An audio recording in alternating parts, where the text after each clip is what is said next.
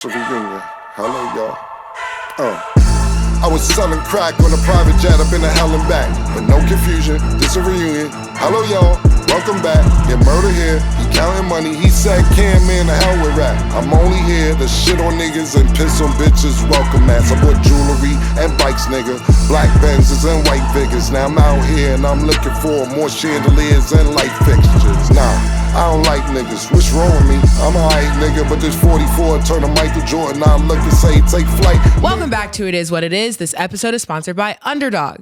The app is an easy way to make some cash just by making picks on your favorite players. Underdog is available in more than 30 states, including California, Texas, and New York, just to name a few. Make sure to support the show by hitting the link in the bio and downloading the Underdog app. Use code Mase, Cam, or STAT to get up to $1,000 in bonus cash with your first deposit and a free pick. I'm Treasure Wilson, aka Stat Baby, along with your hosts, Mase and Cam. Man, what up? Killer, what's good, man? I got a date after this morning. Morning time action, pink horsepower right after the show. I'll be there, baby. Be there. I'll be right there. You need some white? All man, day, white already. You know white. My white guy, been requesting, man. My God, Breakfast Club. Yeah, listen. Wow. I'm gonna be mature. Go ahead, finish. Pause. Go ahead. Good looking, Killer. Listen, I'm not just a client. I'm not just the president. I'm a client.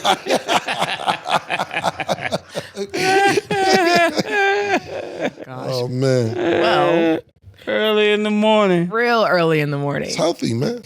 Oh, man. It's all natural. Today, we are joined with our analyst, Michael. Irvin, Mike, how you feeling? How you doing? I'm doing great. I'm a little tired. I had a whirlwind of traveling this week, but it was all great and all great events that I got a chance to attend and great people I got a chance to be around. But you guys, listen, looking back in the studio, boy, you guys look good with all that old white on over there. How they gonna do that to you, Stat? They didn't even tell you that they would be creaming and whiting over there with all that outfit they got on. They planned that. They planned that. Y'all look clean like that. It's never planned though. Tell me that, Kim. Like even last week, remember when I had that white on and you made a comment of white, that color, that white cream, that just look good on dark-skinned brothers. I don't care what y'all say. You brothers look good today. That's what I'm saying here, man. It just looks good on that. Thank you very much, Mike. I appreciate it. Let me ask you a question. And I know you pardon me. You stapled the trend that you have now, the Ivy League. Were you dressed like that all day or just for the show? No. I got this. I had this going, all day kind of. It's all day. I also did something with Dion. I was in Colorado today. So when I was in Colorado, see the pants are more like gold. Oh. So then I took this off to make it look like I was all Dion. You know what I'm saying? Going back, but then I had to throw my towel back on after I got out of there. You see what I'm saying? Just to make sure I keep my thing going. No, I was wondering. No, I was wondering. You look great. The reason I was wondering because that looked like you thought the Steelers was going to win today. That's why I was wondering. Yesterday, yeah. That's where we're going. Yeah. I'm glad you said that, and I know we're going to talk about it, but let me tell you this. I talked about this on my YouTube channel. I said today I took the Steelers. I took the Eagles. I took the Eagles plus the points on the TV show Speak because we got to pick one game with the points every week. Right. And I knew I was going to win. I said on my YouTube channel, this will determine if this is, and I told you guys this, a football team or a football family. They played today like a football family. They came out of that valley tight together, throwing the football. You see how they were having fun in the locker room, in the end zone together. And then this part tripped me out. Afterwards, Jalen Hurts said, "Is that what y'all were looking for?" I was like, no. Is that what y'all wanted? All that talking? And your boy A.J. Brown said, all that talking? Nigga, nobody was talking but y'all. What you talking about? Y'all did the talking. We were talking about what y'all started. Now, I'm telling y'all, this is what I'm telling you. These dudes might be the kind of dudes, they just like to start shit. And then once they start shit, it makes them bring the best out of them. And they feel like they're very close together. It's kind of like that girlfriend you have where you just like to argue so you can have that make-up sex, you know what I mean? And the make-up stuff is better than that's the kind of stuff that I see with Philadelphia. Hey, Mike, I don't buy none of what you're saying. You tried to go for the Eagles, but wear black and gold. You and Stat had the same gimmick going. Stat is going for the Steelers, but you see she's wearing green. I'm not buying any of it. I want both of you, Paul, to come clean right now. What, Stat, why do you have on the green today? Well, green is my favorite color. This is just money green. Oh, my goodness. We weren't even going to start with this game. Going but for the Steelers, but you're wearing green. He's going for the Eagles, but he's wearing black and gold. I don't buy any of it. I'm not buying it. And I told y'all, I'm a Mike Tomlin fan always. That was the hardest thing of picking the Eagles against, honestly. And our emotions do get. That's why when people talk about, I was being totally objective. Stop lying. It's impossible. You don't control your feelings. So you can't tell them to just sit this one out feelings. You know, since you don't control them, you can't tell it. You could try to make a decision, but my feelings always come involved, especially Mike Tomlin, Alfredo Roberts, those guys in Pittsburgh. But I picked right because I'm always right. Ooh, I've heard that line. Okay, so we actually weren't even going to start with this game, but since we're already here, might as well. So the Steelers lost to the Eagles 27-13. Mike, does this change this specific game? Does this change how you view either team? For the Eagles, it does. Now, I stated before just a minute ago how important coming out of this valley was for the Eagles. And the fact of the matter is, we can sit here and talk all the talk we want. They did that to the Pittsburgh Steelers. I know it wasn't a blowout, but you still won a game with the Pittsburgh Steelers against the Pittsburgh Steelers. Get this. Not using your best woman. Not using your best woman. I use my side chick and beat her. You know what I mean? We know the passing game is just a side chick. The main thing is the running game. You see, and I beat you with my side chick. That is impressive from that standpoint, to go beat Mike Tomlin, to go beat that defense with your side chick. Yeah, so I'm impressed with what the Eagles did. They added on what they needed to add on. Now, if they try to make this the main thing, then they won't succeed. But when they add this on to their main thing, which is Saquon Barkley, then yeah, they'll succeed, because he didn't get 100 yards because everybody stacked the line of scrimmage, and they showed the world that we can pass also. Well, I want to do something different today. I would like to hear from the Steelers fans. Can y'all tell me how did the Steelers do yesterday? Because I really would like to know. Yeah, so my analysis, I think our defense still played great, okay? They did what they needed to do. Our offense, even down to Najee Harris, I was so frustrated because earlier I was like, this might be the game where he has a big play. And of course he had a big play, but it was the wrong play. He had his first fumble of the season, which really messed us up when we could have been closer up in points versus the Eagles. But I mean, the Eagles just remained consistent. They were efficient. Like, they were making good passes in between. Even I know before I was talking about how Jalen Hurts and A.J. Brown looked like they had some issues. A.J. Brown scored that touchdown. Then him and Jalen Hurts go hit the kid and play. So I'm like, I guess everything is all fine over there because they tricked us. But Eagles played a good game. Can you tell us more about the Steelers, though? Yeah. I would like to know more about the Steelers. Yeah. It seemed like you're talking a lot about the Eagles. Yeah. Can you tell us more about where was Russell Wilson? Was he there? I mean, Russell Wilson's passing game just wasn't good this game. It just wasn't. That's why I said our defense did what they could do, but it's like you need to score points offensively, and that just wasn't working well. We already knew we weren't going to have George Pickens. I mean, like I said, Najee Harris made the fumble. There's just a lot of things in between that weren't working out for us, and that's what happens. Okay. Eagles just played better. That's the truth. I can be honest about it. I said this would be the game that defined it, just like I said about the Bills. But we'll get into all of that. Pause today. I'm just sitting back, title town as usual. As Michael Irvin said, I'm always right. But I want to hear what Killer got to say on this too, because it was a game that we finally figured out. That the Steelers are very beatable, and come Christmas. more of the same, more of the same. I don't know about that. More of the same. Yeah, I think Mike made a good point.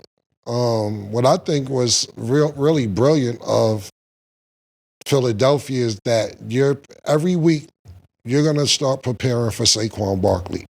And you're going to say, this is who we need to stop. And you had two receivers with A.J. Brown and Smith with over 100 yards apiece. And Mike is sitting here saying, don't make that the main thing. But a lot of teams are going to start preparing for Saquon Barkley. And you're sitting there, to me, Mike, a lot of times this season, Jalen Hurts didn't have both his weapons, his 1 and 2 wide receivers. Today he had his 1 and 2 wide receivers. So I get what you're saying, and you're saying, don't move the side chick in your crib and all that. Don't wife it. You got a wife. But if your wife ain't doing what she needs to do at home, once in a while, you might spend the night at the side chick house for a week or two. And that's what I'm trying to tell you. Because those A.J. Brown and Devontae Smith are both really elite wide receivers. And when you have that attack running and passing, that's a beautiful thing. So I thought that they did a magnificent job. And I think for weeks to come, well, we only have a couple weeks coming left in the season, that they're going to prepare for Saquon Barkley because he, what Philly does want him to do, and I'm pretty sure, is break the record of all-time rushing yards because he's on track to do it. Mike Tomlin was like, well, not the fuck on our watch. You're not going to do it? Oh, yeah? Well, don't act like both receivers ain't back in the building.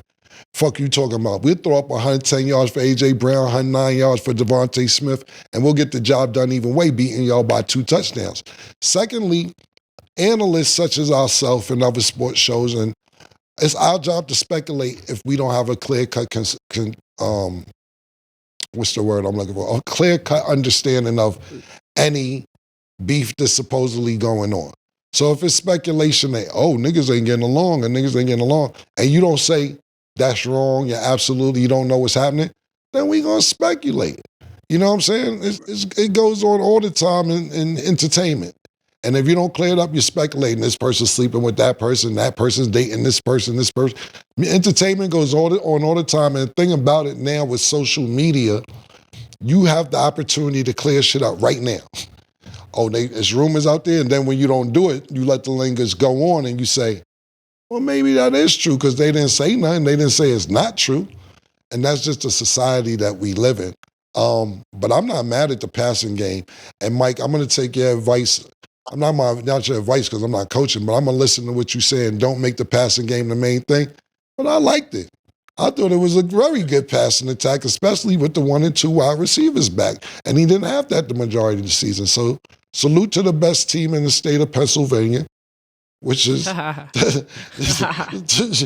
laugh is so fake. Yeah. To the best team in the state of Pennsylvania, which is the Philadelphia Eagles. Not just before this game, they were the best team. They're not just this game, they're the best team before this game. Their record said so. So shout out to them. Okay, now Cam, now let me just say this, now, what I mean by this, so we can clearly have an understanding of this. I'm not saying don't throw the ball. Mm-hmm. I'm telling you that that's part of it. That's part of the chess match. I tell you have to play. But when I say don't make the main thing, I don't want to see a game where you're not trying to run the ball. Mm-hmm. So now you're coming out and saying, both guys had 100 yards less. I know you guys are going to try to stop the run. We're not even going to try to run. We're just going to make this thing the main thing this time and throw it all over the field. And now he's going to have interceptions, and you're going to lose that game. You see, if you can't run the ball, naturally, the chess match is they got one extra guy in there stopping the run. I got one-on-one outside. Now I commit to the passing game. I come in the game with my main thing, that is the running game. That's what makes you commit the extra man in the box so I can have freedom. When you back him up, we'll start running again. I mean, it's a formula that I drove to quite a few Super Bowls, if you know what I mean. So I'm pretty sure it still works. Well, listen, Mike, I'm not combating you. I'm just going off what I've seen. Yeah. But Saquon did get 19 carries. A lot of times Saquon gets these outbreaks. He had 19 carries. He gets these outbreaks for 30 yards, 40 yards, 22 yards, 11 yards. And it seems like it's a lot, and it is a lot of yards he gets. But when you're stopping him 2 yards here, 4 yards here, 3 yards there, and then you sit there and say, okay, cool. I know what the fuck I'm going to do. AJ, they already acting crazy. Devontae back. Let's show niggas. It's kind of like what you told me with the Chargers earlier this season. When I was like, yo, the nigga not using Justin Herbert the way he using Justin Herbert. And you made me realize that. You say, Cam, listen. That's exactly what they're doing. That's exactly how Philly works right. That's the exact same way. And yeah, that's very good, Cam. Yeah, thank you. I'm studious when I need to be studious. I'm a student. I pay attention, Mike. Now, when you ask Mike at YSL and you start wilding, I'll be like, here we go. But I'm very studious when you're talking about something, because when it made a lot of sense when we was talking about the Chargers and you said that, look, Cam, Justin Herbert been in the league about 5 years now. The shit that's been going on from his previous coaches haven't been working, and he's supposed to be an elite quarterback. And I said, you know what? That makes a lot of sense. So they're starting the season off. He's injured, Justin Herbert I'm talking about, and they established a running game to where later on you could use the passing game. So I paid attention when you said that, and I kind of equate this situation to that. Because everybody comes in to stop the run, and that's the base. Everybody's coming in to stop the run. Also, when you see 19 carries, sometimes, like, remember, that last drive was an amazing drive. And they took the ball for 11 minutes. Now, he can get a whole bunch of carries in that, because now I didn't use him to carry the game, but I still used him as a finisher. Right. Many times we used him as a finisher. You know, you beat the team. Now you run. Go get 3. I only want you to get 3 yards at a time. All we need is 4 yards, 11 yards, first down. No more than that. Get 11 yards, first down, because you're running that clock. Right. That's when you also have to come back to him. So, no, it was a great job by Philadelphia, and that's what they have to do. None of those guys are wrong. You're going to have to incorporate that passing game. I just want to make sure that you just keep the main thing, and I think you'll be great. Yeah. Okay, so now we got to talk about the Lions. They lost their second game this season, 48-42 to the Bills. They're 12-2 and still first in their division. Mike, how do you feel about this game in particular being their second loss? Here, sometimes during the course of a season, you're going to have those games where you say, okay, we came up short. But they shouldn't feel bad about coming up short. They were short defensively with a lot of guys injured. And they played a man-child in Josh Allen, who just played an incredible, incredible game.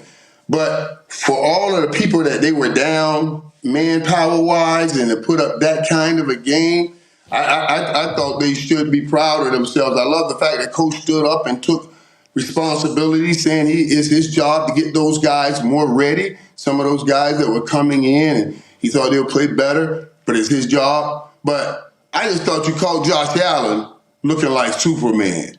I mean, fresh off a visit with Lois Lane, and he was hyped, if you know what I mean, and played real well. And in that kind of situation, with what you had going on in the secondary, you couldn't stop him. I mean, they drove every time. I think they punted the ball a few times in that game. So yeah, I don't take much away from Detroit's loss. I think it was a gut check loss, actually, and a gut check fight, that they stayed in the fight with all of those guys missing.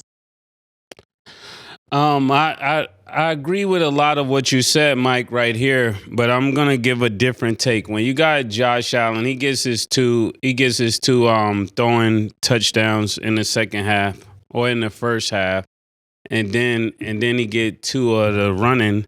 2 in the second half. Then you got Jared get 5 touchdowns, which is like a career thing for him.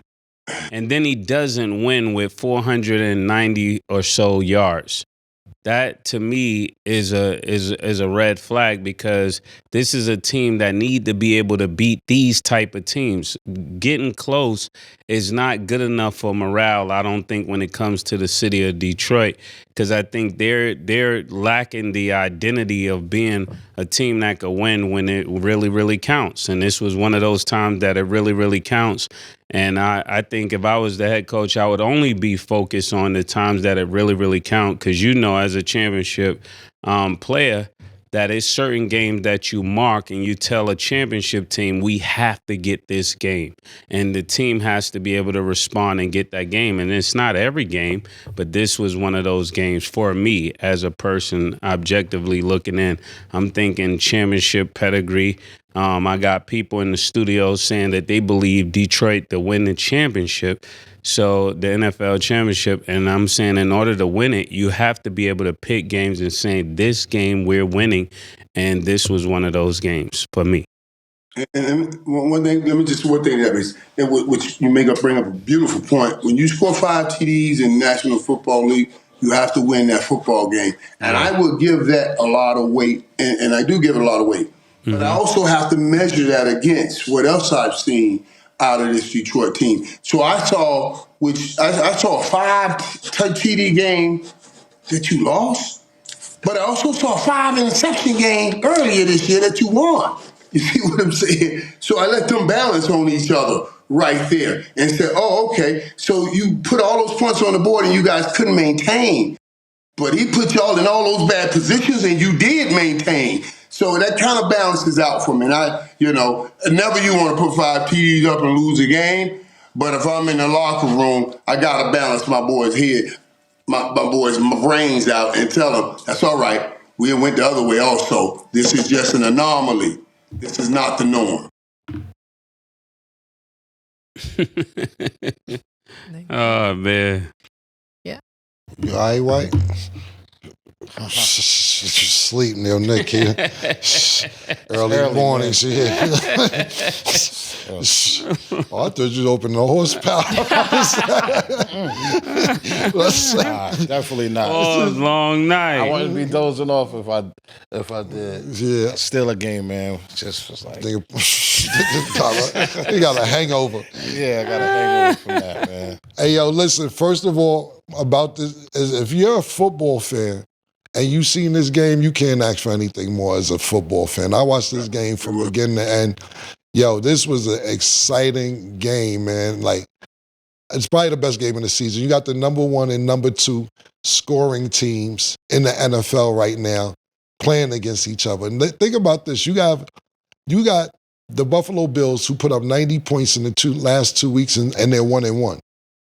They didn't even win both games. This game from beginning to end was really, really terrific. Now I get to the game. We have to take into account, and listen, it's football. People are going to be banged up, but Detroit is down. Me and Nick was talking and shit, and Detroit is down 10 starters on defense from week 1. So you have 10 starters down from week 1 on defense. Secondly, Buffalo's secondary is banged up. So you don't have any of your original people from week 1, 2, 3, 4 playing defense. This is why you get 42 points against 48 points, which I loved it. I thought it was great. And it just goes to show the disparity of starters and people who aren't starting. And I'm like, damn, it's that big of difference from the people who get paid the big bucks to the backups. And you see why you're a backup. When somebody's scoring 42 or 48 points, it's a big deal. But actual game, it was dope. Jared Goff, you played your ass off, man. I don't hold this against Jared Goff. I think he played sensational. That's why I always sit there and say, football is just the ultimate team sport. You get 42 points and niggas is blaming you that you lost. That's crazy. Secondly, I think Josh Allen sealed the MVP with this win today. I think he actually sealed the MVP. He played tremendous. He had over 300 yards, 362 yards. These quarterbacks were dueling it out. Amazing job. Amazing, man, especially with their defense are going through. Dan Campbell, we know you a gun-ho nigga, pause. What do you be... Yo, my nigga. Sometimes, because I'll be having your back. I like that go for shit. 4th down, you have the most 4th down. Go for it on 4th down. Yeah. Not even conversions. It ain't conversions. The most go for 4th down. But since he's been coaching, it's 140 go for it on 1st down since 2020. They have 15 touchdowns off the 4th down. And I believe they had something like 15 or 16 fake punts. The stat line is crazy for Yeah. Dan Campbell.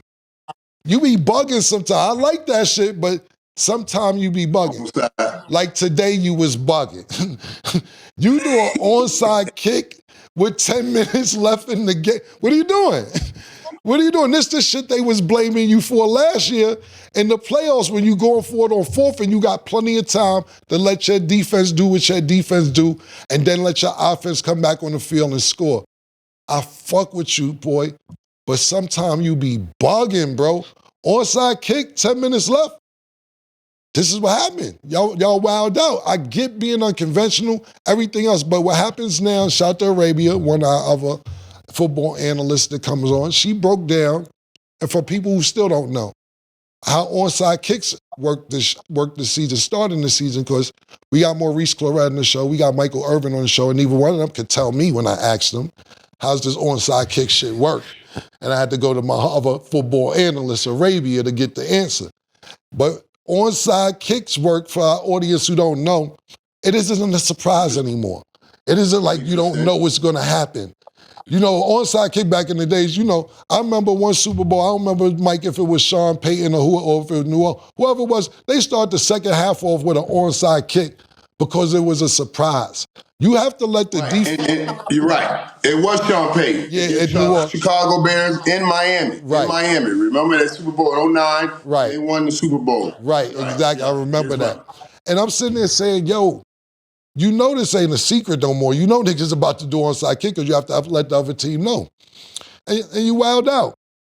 Please do not cross the city of Detroit. And listen, I picked Detroit to win this game, but I'm not mad at Buffalo. Them niggas in Buffalo fuck with me. I just thought Detroit was on the winning spree. I'm not mad at either one of these teams who won the game. I actually think this would be a great Super Bowl preview, if possible. You know, we're a long way from that, but this game was super duper exciting. But Dan Campbell, don't do this 2 playoffs in a row with your ego and your pride and saying, nah, we one of them niggas. We one of them niggas. We going for it. Fuck that. And cause the city another playoff berth, if not an NFC championship or not a trip to the Super Bowl. Get your ego out of here. We understand who you was as a player. You are a coach now. Let's make playoff decisions starting now because you guys are going to be in the playoffs. Let's start thinking playoff-minded because last year you wowed out and it's looking like you're going that way again. Calm the fuck down and get Detroit to where they need to be in the playoffs. Dan Campbell. And let me tell you the great thing in that camp. The great thing is, and I know this too, you know, everybody wants to call him now during the game. Right. Dan Campbell. Oh, okay. Now your kids are hearing this.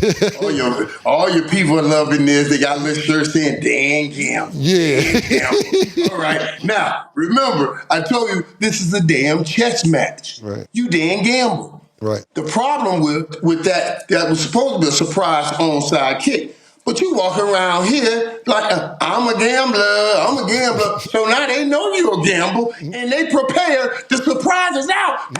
They get right on back to them. Thank you, Dan Gamble. I knew you were going to do that because you gamble too much. And went on. And ultimately, you said, man, that gamble might have cost me the game. Right. That gamble right there, because if I'd have kicked that ball off and we stopped, you know what I mean? Absolutely. So, yeah, I don't mind you being a gambler. But you got to know when someone else knows you're a gambler, they're going to use it against you, and you got to play another move. That's the chess match of the NFL. That's a great point. See, the thing about it, Mike, and I like the way you put it, when you're playing this particular team, even though you're on 2 different conferences, you just said it's a chess match. It's not a crap table, all right? We don't got time to be gambling, Dan, if you live in Detroit or if you're a Detroit Lions fan. Might have cost y'all the game today. Yeah, and another thing to think about is when they lose this game, you got Minnesota right there. So this is not a game they should have lost. Like, I know you're sweeping it under the rug, Mike, but this is not one to sweep under the rug. No, you're right. No, not that part though. Not that part, man. You're right. You're absolutely, boy, you bid on right there. On that jockeying for position. Think about this. In the playoffs. It is so hard. You go 10 straight, you win 11 straight games, and you lose one, and you're like, what? We almost out of first place. What the hell is going on around here? We want, you know. But that's how tight it is. That's how tight it is right now, and that's the whole kicker. And that's what you're gambling with right there. That's how we should tie that in. That's what he's gambling with, that home field advantage. Yeah, that's exactly what I was thinking. Okay, so the Ravens beat the Giants 35-14. Tommy DeVito exited the game with a concussion, so Tim became the fourth Giants quarterback to play for the team this season. Mike, how are we feeling about all these quarterback changes? What are they supposed to do? That's what do nothing. They're going to get Cam Waters to do a standard.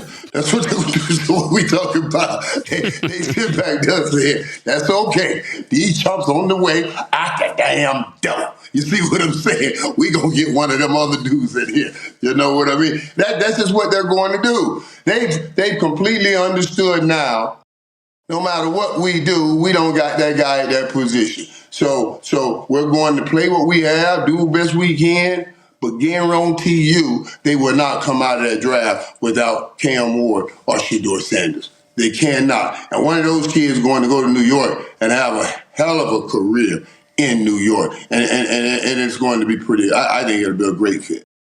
Yeah, a kind of reliable sources let me know that Cam Ward is the one they're gonna take in New York. That too. Yeah, they're not gonna take. Wait. Did you hear why? Did you hear why? You think now? Because we can play with this a little bit right here. You yeah. What did you hear? Well, the dad in there too now, some way. Twisting and turning as he always is. So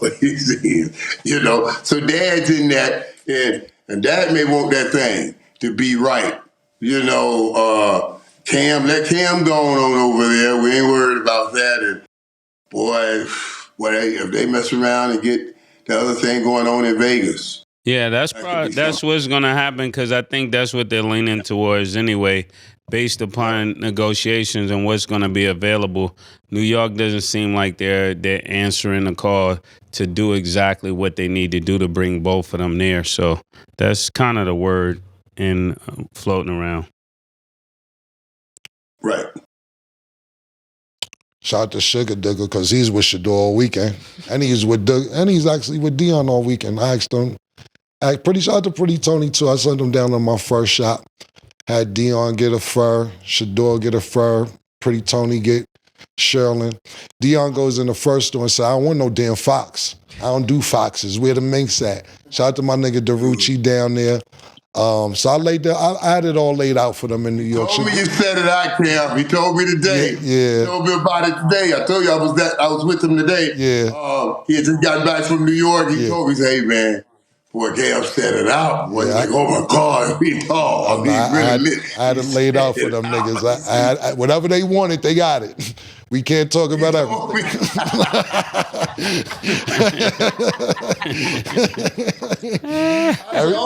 He did it like that. He said, dog, we walked in there, he said, we walked in there, dog. He said it out. I was like, wow, man. So we had fun talking about that today. Nah, thanks, That's funny you bringing it up. Yeah, because I said, if you come to New York, this is what you're going to get. I had to make an introduction. Like I said, because to me, New York, Vegas, I'm good either one. It don't matter to me either way. But I made sure they was good, whether they wanted to go to dinner, whether they needed jackets, whether they needed to figure out what. Sugar Digger, shout out to my brother Sugar Digger. Sugar Digger was with Shedeur from beginning to end. When Coach Prime landed, he made sure Coach Prime was good. Even after that, we'll talk about the Heisman later. After the Heisman, I made sure that they were good. So I was sitting there saying to myself, just from what I was seeing on FaceTime here and there, maybe they do need to be in Vegas. It's too lit. It is way too lit. With Sugar Digger and Shedeur in New York, it's too much for what I was seeing. I was concerned, not in a bad way, but like in a football way, like, I don't know if this combo. You told me about all that. He said it was insane, incredible. Yeah, it was wild. It was wild. He texted me, he said, boy, it's Dora, boy. He said, man, hey, just don't got somebody a little playmaker here. I got to stomp it out of him. Yeah. Listen, I'm going to be honest with you, and I don't want to talk about it no more. So I don't want to say it. It's over for me. But I will say this, man, whichever city he goes to, I'll be happy about it. Because we're in both cities. So I'm excited about it. But the Giants ain't fool nobody. Listen, man. The Giants will go get a nigga right now that's collecting the toll money at the toll to play quarterback to lose these games. They want to lose, so they got the first pick. Imagine, yo, Mike, imagine the Giants slip up and win. Niggas is just going to lose their mind. The plan is for the Giants to lose all the games the remainder of the season. If the Giants win right now, niggas will be pissed the fuck off. Giants playing the Danny DeVito. I don't give a fuck who it is. Nigga, Danny DeVito is matter. I don't give. That's the point. They could get him too. The plan is not to win another game if you're the Giants. The plan if you're the Raiders is not to win another game. It's not like the NBA where you put, your team in lottery balls and all that shit. The worst team gets the best pick.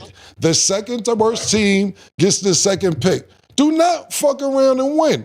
Imagine nigga look at halftime, Giants is up 13-3. Niggas will lose their fucking mind. You're not going to the playoffs. We need Shador, Cam Ward.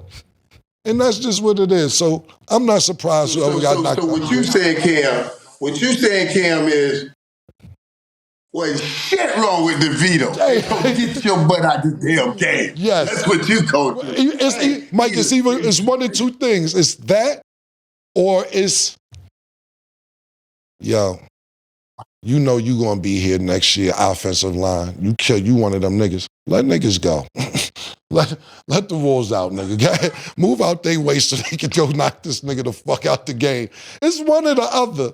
They cannot win another game. It'd be preposterous for the Giants or the fucking Los Angeles or the Las Vegas Rams to win a game. Now, the reason why this is Raiders. I'm so sorry. The Las Vegas Raiders to win a game. Now, think about this. We have about 3 games left, 4, depending on which team you are. You don't want to win if you're the Giants because you don't want the Raiders to sneak in there and they potentially get the first pick over you. It's tank season, nigga. That's what it is for both them teams, man. For the remainder of the season. And finish off this one point you just made. And you said, well, most people will say, don't matter. All right, if I get number 2, it doesn't matter. I'll still get my quarterback or I'll get a quarterback. But you may not get your quarterback and you may not even get a quarterback because of somebody that has number 1 trade with somebody else and they get number 1 right. And they take Cam. Dion ain't coming to you, New York. Now you SOL and sitting here saying, oh, no, what have we done? Just lose the game, and that's the easier route. Just to tag on to what you're saying. Right, absolutely. Yeah, great discussion. Okay, we're going to go to break. When we return, we got to discuss the Bucs. Don't go anywhere. She called this thing about toxic. 4 years and counting. Got you feeling like an option. Maybe I'm my own problem, babe. She tired of hearing I don't know. My stubborn in me won't fall. Dealing with this thing called trust. But she really thinking about it. Wanna be free. Welcome back. Now let's get into our Underdog picks of the day. Today, the Vikings will play the Bears. Underdog has Sam Darnold at 12.5 rushing yards. Do you have him higher or lower, Mase? 12.5? Yes. I'm lower. Lower. Okay. Justin Jefferson's at 81.5 receiving yards. Do you have him higher or lower, Cam? Higher. Higher. Okay. And Caleb Williams is at 220.5 passing yards. Do you have him higher or lower, Mase? You gotta go high. I'm not going definitely going low. Okay. I think they motherfucking, like Mase made a great point earlier. Vikings know what's on the line. Because this, basically, if you win this, you're tied with Detroit. You're not ahead right now. But I'm not sure. I got to look at the schedule. Did they play them twice already? I don't think so. Yeah. No, I'm talking about that's the point I'm trying to make. Nick just let me know. So basically, let's say, just putting projections out there. I know I just made my pick. But if the Vikings win this game and then they're tied with Detroit still has the tiebreaker right now, but week 18, they play each other again. So I'm definitely going everything in favor of the Vikings because this is their chance to actually win the division. Facts. Okay, if you guys like these picks, remember you always get a free pick if you're not already on Underdog, so make sure to support the show, sign up now, and you can make your picks too. So it's time to talk about the Bucs. They crushed the Chargers 40-17. The Bucs are first in the NFC South with an 8-6 record. Mike, do you consider the Bucs a serious threat in the NFC? The Bucs, when you put up 40 points, and these guys just tie back in even the mess ups going out about the Cowboys. Since the game is what it is, and it's almost like arena football now, the object is to score points. You can put up 40 points. You can play with teams. Now, do I think the Bucs are a serious contender to go all the way? No, I do not, because I just don't know if Mike Evans and Baker Mayfield get carried, even though I love Bucky Irvin. He had another 117 yards today, and he runs so hard. He's such a great asset. I took Atlanta coming out of that division, and they've hit a skid, but I don't see above. I just don't believe Tampa has enough to go all the way. But now the matchup was great because Tampa's good at stopping the run. And they were able to slow down the run and win that game. Through anything they wanted today. But the matchup was great. But I don't know if that's the case when they start playing these other teams with a great passing game, like better than the Chargers have. Killer. That division sucks. Yeah. That division just sucks, yo. Does Tampa Bay gonna win the division? Yeah. Division is whack. So, I mean, that's what I don't like, and I don't know a way to fix it. I don't even know what to recommend. Because you know what kills me, Mike, and it's been going on for years, you know better than I do, is that you have these teams who are going to get a wild card spot who let's just say finish the season 14-3. When you got somebody who's going to have an automatic playoff spot who may just be over 500. I seen that division when niggas go to the playoffs under 500. And it's like, yo, it's teams that won't make it to the playoffs, just 12-5. And then you got a team like the Bucs, they'll finish, let's just say, 8-9, and they get a bye in the first round because they won division. How do you think that's right? And because, you know, from a former football player's perspective, and you've been doing this way longer than we have, do you think this playoff system is fair or how teams get seeded?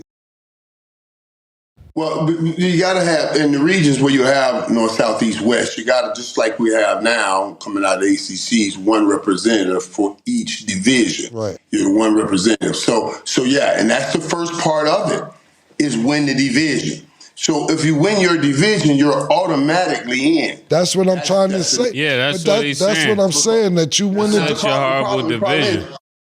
Right. But now, I understand that. But the New England Patriots, they ran the AFC East forever. It was a horrible division. By your understandings, they shouldn't have even had a chance to win those 7 Super Bowls.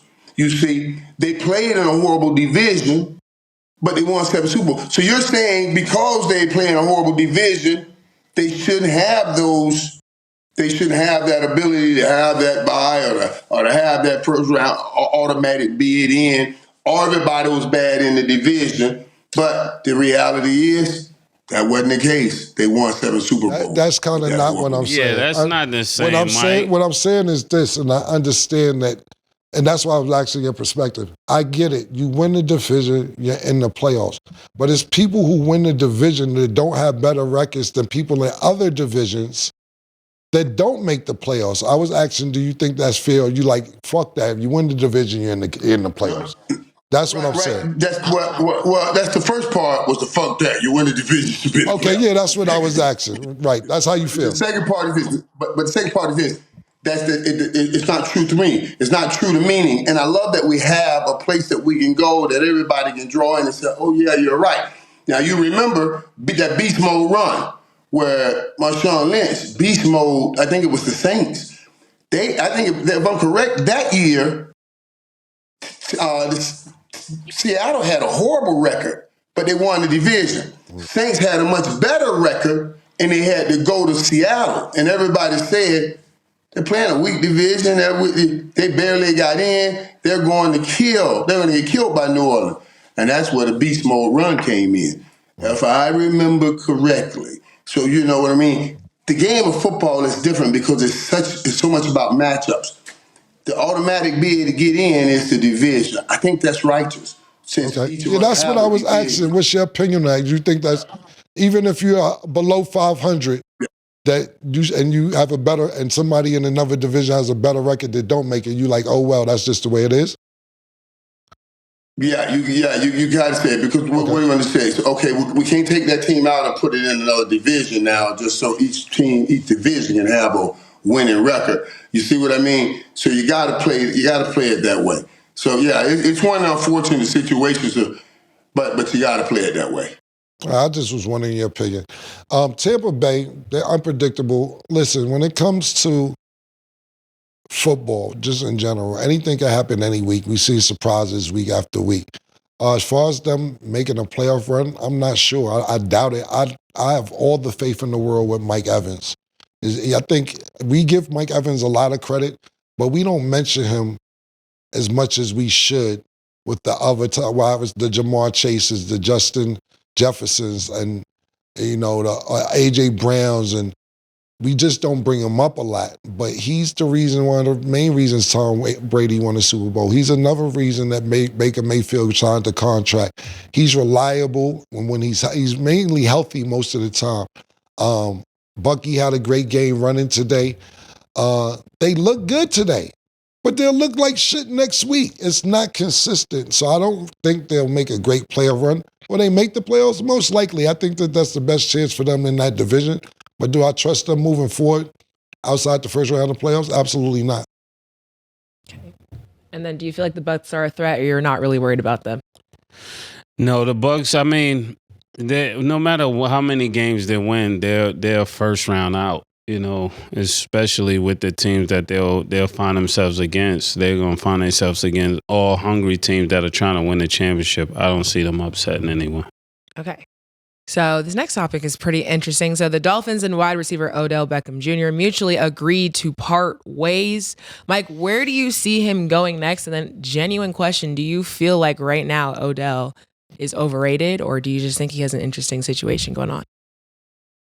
I think he has a real interesting situation. Now, the tag overrated to it depends on what's the measurement. Is the measurement the Odell Beckham we saw hit this league, or is the measurement somewhere maybe the Odell Beckham we saw with the Rams, who came on late and helped them get over the top to win a Super Bowl? Almost win a Super Bowl, something like that. Is that the Odell Beckham? Because after all you've gone through and after all he's been through, and at this age and at this time, you're not the same dude. And that's probably some of the problem, because you go in and Odell has 9 receptions over the last 9 games for 155 yards.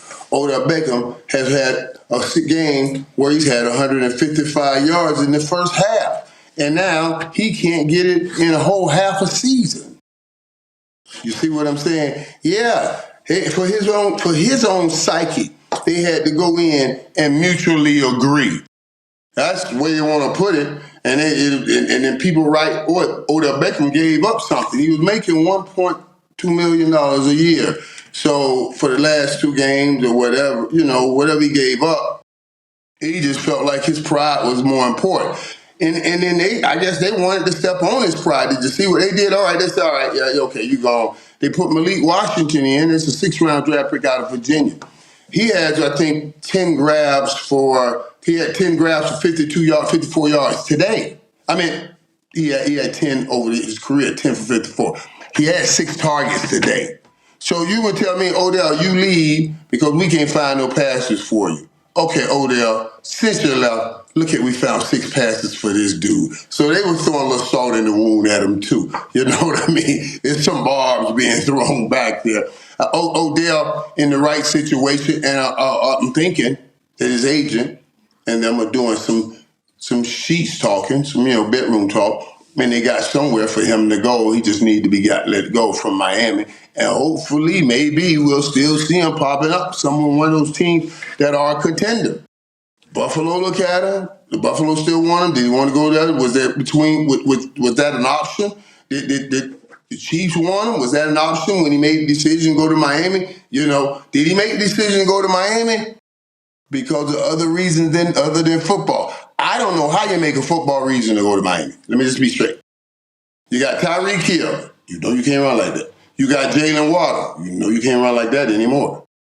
And so many other players that ball has to go through before it gets to you. All of them, and all of them much faster than you. All of them. So I don't know why you made that choice. I didn't know if that was a smart choice. If your mind was focused on where it needed to be on the field, that was an off the field choice. It wasn't on the field choice. But now he'll make an on the field choice and hopefully finish the year better. Yeah, I think first starting off by saying Odell is a hell of a talent. Is just sad whenever, no matter what field of work you're in, when people mutually let you go. Whenever you hear the word mutually, that means they were in on it, pause as well, to say, you know what, we want to part ways with this, and it's better that he be requesting it than them being willing to do it. That says that his talent is fleeing in their eyes, because anything that great that you think that's going to benefit your team, you're not going to be willing to let it go. You're going to be trying to work out a situation where you can retain that type of talent. But like you said, I think the Bills would be a great place for him to play football at. The Steelers would be another place. Is a few places that he can go. Atlanta, if he just want to be in a hot city. It depends on where his mindset is. It seemed like his mindset has been lost from football. If you look back even to like 2019, I think that's the last time he had 1,000 yards. So realistically, it looks like the talent is fleeing, because you can't go a half a decade without producing what you used to produce and say that you could still produce that, from my point of view. To me, personally, when Odell Beckham Jr. was with the Giants, he was sensational. And to be honest with you, we know I'll just go OBJ, what the fuck, PB&J, what's the nigga nickname? OBJ, look. The nigga made that crazy catch. That's what put him on the map, when he made this catch like this. And everybody's like, oh, shit, who the fuck is that on the Giants? That nigga made the crazy catch. Oh, shit, that nigga's nice. And he had some decent seasons, with Eli at the Giants. And I thought it was really good. But then what happens is you start being more known for things that's outside of your play. You start being known for your celebrations more than your play. You do the dog piss, you're pissing, you doing Michael Jackson after. Niggas want to see what you celebrating after the game. You start coloring your hair. And I don't care about none of that shit. You want to color your hair, you want to be on boat rides before the playoffs and all this other shit. And what happens is you start being a distraction to your team. And after the Giants, me personally, he hasn't been good, just my personal opinion. He goes to Cleveland. You're like, oh, Baker Mayfield, it's going to be crazy. It turned out not to be crazy. Then you sit there and be like, yo, he's going to the Rams. Yo, this is going to be the one. Even though they won the Super Bowl, he got hurt. So when Mike is sitting there saying, and I get what you're saying, he helped him out. How much did he help him out if he was hurt? He didn't really play like that. Then you sit there and go to Baltimore. You can't get it right with Lamar. Then you go to Miami. Look, I think his best days been behind him for a while. I'm not dissing OBJ or no shit like that. I'm just telling you what I see. And you started becoming more popular for things that were outside of football. Dancing, TikTok videos, Instagram posts, going to get a tattoo on your ass, pause. All type of shit. Yeah, wearing a Richard while he's playing football. You know what I'm saying? You become more famous for things that's outside of football. GMs and owners take heed to that. Like right now, we're sitting there saying, where could he end up? Where could he end up? If you're in Baltimore and it doesn't work out, you're in Miami, doesn't work out, I understand, you know, it's debatable with the Giants and and the Browns, but you're 32. They can invest in somebody younger and say we could put this energy into a new receiver and build them up, as opposed to saying, yo, what are we going to get out of OBJ? He goes to Buffalo. I don't think he makes that big a difference. You're not Stephon Diggs. You're not going to make that big a difference. Now, would it help? I can't say. I can't say yes or no. I wouldn't be mad at it, but he's not that fast anymore. He's not scoring touchdowns. It's almost just a distraction. And I don't want you to be out of work. I don't want to sound like I don't want you to get a job. But if I'm a GM, I don't want you. I don't have time that comes with the baggage that comes with you. Hair dye, TikTok, whatever choice of person that you're dating, bringing with them. It's just too much for me. So me personally, I don't want OBJ. Was it great to see him play? Sure. Somebody would get him because maybe you are good for the next 4 or 5 games. Maybe you can be an asset, but that's not a full season. And if they can get you for shorties, maybe I'll take them for shorties. And when I say shorties, man, I'm talking about cheap. Like, if I could get, that's what you gonna get. Yeah, that's what I'm trying to say. If I 500. if I could go grab the nigga and I could get the nigga for shorties, if he on the dollar menu at McDonald's, grab the nigga. That's crazy. Of course. No, I mean, that's crazy. OBJ gonna be tight about Market deal. Right? No. All they would have to pay. Gonna be Anything that picks him up. You gonna want to know why Mike ain't come to his defense as a fellow wide receiver. No, I think Odell could help. I think Odell could help some teams. The right team with the right locker room and the right fixtures and the right personality. And you mentioned some things, Cam, and I'll hit them here. Like, okay, here's the issue. You go to Miami. Miami is all of that. It's that lit up city, right? And you still Odell Beckham. And he was big when that one-hand catch that he caught on the Cowboys on Monday Night Football. He was an international star. Mm-hmm. The international star. That means all the IANs were trying to get in with him. He was an international star. All of them. That's why he went to Miami, I think. You know what I'm saying? Because of all of that. Now, you put him in, let's say, Kansas City. First of all, you're not going to be the star here, buddy. You already know that. See, ain't nobody in Miami won a championship, but you got a ring with the Rams, so you might think you got some weight. Over there with the Chiefs, you ain't got no weight. And let me drop this little nugget right here, right on top of your cake. Your girlfriend ain't more popular than his.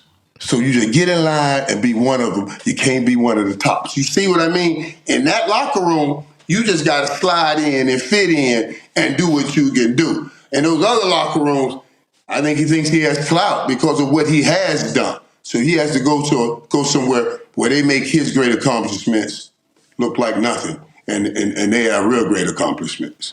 The thing about it is this, Mike, and I get what you're saying, and I'm not comparing them to this, but it's similar to this. It don't matter. When you knew who Dennis Rodman was, whether he's in San Antonio, whether he's with the Bulls, whether he's with Detroit, whether he's with whoever, Dennis Rodman gets attention. He's a distraction. Is he worth it? Because you're going to get 19 rebounds? You're going to get 19. You're going to give me... Yeah, pause. He plays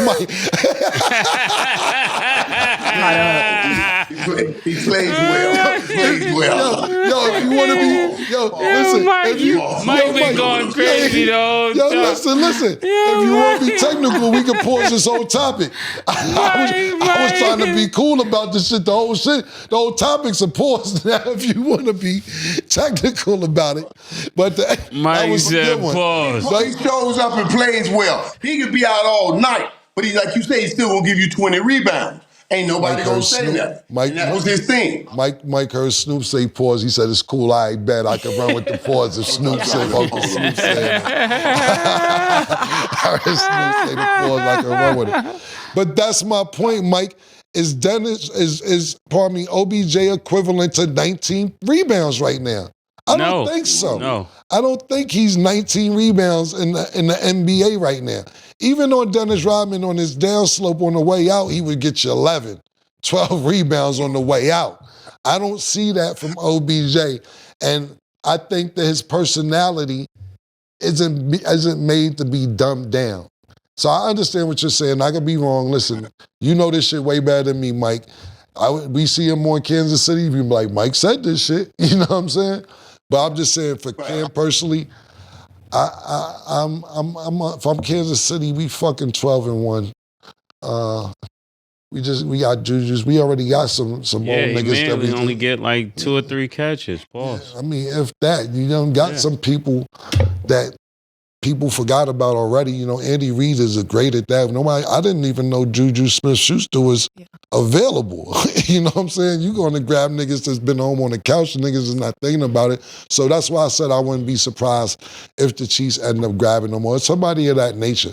Me personally, I just think his personality is bigger than the team, and I get what you're saying, Mike. And certain teams, your personality is, but you get those shits and you come in here with that shit and be like, yo, man, you need to come. Yo, get your natural hair color back. You know, let's start there. Yeah. Let's start with get a regular fade. Yeah. Let's start with don't take your helmet off till you get in your car. We don't want to even see your face, my nigga. We have to be the least distraction to this team as possible, but I would take Mike's word. I was just giving you my point of view if I'm a GM or owner of the team. Okay, so last topic before we wrap, because we got to discuss it. So Travis Hunter has officially won the 2024 Heisman Trophy award. We saw clips of Lil Wayne, we saw clips of Dion, and of course we saw clips of his girlfriend. What was you guys' general thoughts of this ceremony and then him winning? Mike, can let you go first. Well, and I talked about this with Dion, you know, the beauty of what I saw in the whole ceremony, and especially with Travis Hunter standing there talking about his father. And I don't know if you guys know some of the travels, I will put that word down, of his father. And I just thought that was beautiful to see that he was holding on and right there with his father. And I saw that Dion influence over it all, you know, and it was so beautiful. I said to him today, I said, you know, I'm so happy, you know, and proud that God put our union, made us have that union, because ultimately I get to live your journey as you have lived mine, you know. And the great thing, as I think through it, that I think differs, like, all right, I've done things, but I believe I'm going to have to fully leave time and go to eternity and be looking back on time and say, oh, I didn't know that you meant that to that person. I didn't know I meant that to this person. I didn't know I meant that to this person, because of the career I chose. But the career he has chose, which I think is the most important career we have, teachers and coaches. I spoke about this in my Hall of Fame speech. I said, you get to get this satisfaction, this gratification of what you mean to people while you're in time. Like I saw that Saturday night, you know, when the kid was crying and looking at Dion and saying he's like his dad, he's like another dad. And, you know, who knows what the relationship would have been with him and his dad, with the travels his dad has had if Dion didn't come in. And I said this to Dion, I just love how he's taken it, and I've said this before, how he's taken one of his greatest pains in life and made it one of his greatest promises in life, helping bring fathers together, you know, with 30% Caucasian, 52 Hispanic, 73 African Americans, fathers not in the kids' lives. And he was one of those kids that suffered through that, and he's breaking that generational curse. That's the beauty that I saw. No other coach would have let that kid play both ways like that many snaps to do what he wanted to do. We started out at Jackson. Everybody said, what the hell is he doing? Why that talent? What is he doing following Dion? He's ruining his life. What is he ruining his career?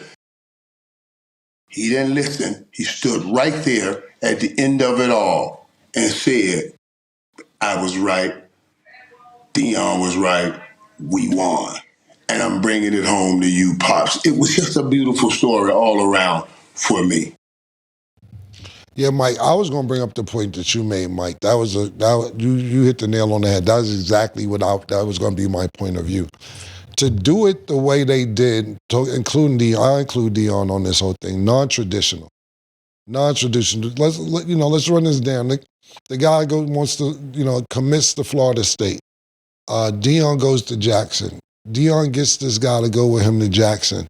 And niggas is like, yo, this is the number one player in college and high school football going to HBCU because Dion says so. Nah, you wildin'. You're bugging. Like you said, you're gonna mess up your life listening to Dion. They go playing this SWAC 2 years in a row, win it. Not the whole thing, but they win their championship. What happened? Then they go, Mike, what you got going on back there, Mike? All right, cool. Oh my gosh. Well, listen, I'll finish what I'll say. I know we're wrapping up, but to go with Dion and to Jackson, and then everybody's like, yo, you're bugging going to Jackson. Then Dion makes this move to go to Colorado, and like Mike was alluding to, 140 snaps a game is crazy. It's crazy if you don't think. It's crazy, but Dion knew you could do it. If anybody could do it, you could do it. Him winning the defensive player in the Big 12, Shador winning offensive player in the Big 12. Kudos to Dion, but listen, Travis actually, the reason why I'm giving Dion so much credit because he's seen the potential. You might have went to Florida and Florida State and they've been like, what the fuck you mean you want to play defense and offense? Look, pick one, nigga. We'll throw you a couple snaps on defense here and there, but no, we're not doing that. And Dion's seen the vision. So Travis had to fulfill it. It's one thing when you put somebody in a position to win, but you have to actually go play and win. And Travis went out and did that. So I just want to salute Travis. Congratulations, little bro. I'm proud of you. And I'll be in Colorado soon to see you guys, man. So salute to you and the rest of the team and your family, man. I wish you luck. Yeah, and I wanted to say, I really think nobody else was more deserving of the Heisman than Travis. That's it. Yeah, definitely co-sign that. He beat the odds, well deserved. So we're all proud of you over here. But right, let's jump one more time. Let's jump one more time here because I know we want to. Let's just mention because I see everybody on social media talking about the comment with his girl. You know what I mean? And all guys, I'm always amused at these things, because we all know we love who we love, and everybody always says, man, dump that, man. You don't need that, man. You don't need that. It's always easy to say when you're just making a brain decision over someone else's heart thing. You're making the decision up here. They're dealing with it down here. And everybody that I see on social media, man, I would do this, I would do that to this guy. Shut up. There's somebody in your life too that never run amok of you. That's why the song was the song. Everybody. It didn't say somebody. It didn't say everybody but you. It says everybody plays the fool sometimes. No exception to the rule. I ain't lying. So you just stop. Stop judging people. Let that man be. That's all I say on it, Well, that was a beautiful take, Mike. And my thing is this, I always very opinionated on certain things, but I didn't even give my opinion on that today because that's taken away from him winning the award. That's another conversation for Cam. That's good. Cameron for another day. I'm not going to down his award and bring up his personal life today on this particular segment. I think that we should be celebrating him winning the Heisman. Mm-hmm. So at the end of the day, I'm not going to even be opinionated on that situation. Other days, maybe I will. But today, it's about Travis winning the Heisman, going through the trials and tribulations to get there, and him actually pulling it off. So for me, I'm not even going to talk about it. Yeah, and I would just... I capitulate. Yeah, I join that too. I'm with you on that. Even though I got that in. I'm with you on that. I'm with you on that. Right. Yeah, I think if there was anything else to celebrate, it would just be his loyalty to Dion's vision. Sometimes you could have a vision as a visionary, but it's always more enjoyable when you got people that believe in that vision. And it seemed like he's reaping the reward of following that vision out. He followed Dion, like you guys said, like Killer said, he followed him to Jackson. That took faith. He followed him to Colorado. That took faith. And all of it just shows that he's loyal to the people around him, and that would be the positive way to look at it. Yeah. Actually, very, very well said. But that is all the time that we have for today. Mike, thanks for being here. Always a pleasure to have you. It's always great having you guys, and I missed you last week, man. I'm going to tell you, I was so tight when you asked me to be in the show. So last week, Wednesday, I left here, flew overnight to Miami, landed, and had to do this commencement speech at 8, 9 in the morning. Then I had an appearance at about 1, and then another appearance at 7. Then took off the next day, flew back to Dallas, then had appearance at Dallas, then went to Colorado, then came out here. I was so exhausted today when I got here, I'm telling you, but I was so looking forward to seeing you guys since I missed you last week. So likewise, man. We got to see you today. Ivy League Mike, that's what's up. All right, guys. I'll catch you next week. I'll catch you with. All right. All right. Thank you all for watching. And as always, it is what it is.